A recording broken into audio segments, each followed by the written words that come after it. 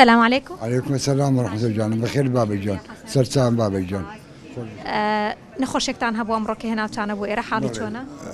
فنا بخبر دبي إن شاء الله تازه هنا برتم والله دكتورة چۆن بوو نەخۆشخانەی میهرەبانیتان هەڵبژار؟ والله الحمد 15 كان حرزان تري لبعندي براسي داوي زوج حوكري خلق ذكر عليه والله ئێوە هاوکاری کراون؟ بله جان نبوي شو كان لدرو بتاخر بشيء هزار كم تريني 7000 جواز شو جوري نقدر لە ڕووی پاک و خاوێنیەوە چۆنە؟ ئێرە زۆر پاک و خاوێنە بەڕاستی لە هەموو سەرسوڵەکان دەرەجەیەکە لەلایەن پاک و خاوێنیەوە. چیت هەیە بۆ هاوڵاتیانەی کە لە نەخۆشخانەی میهرەبانی پشکی خێریەکەن؟ وەڵڵی خواکەم زۆر هەموو هاوکاریە بکەن ئارێ وەڵڵا.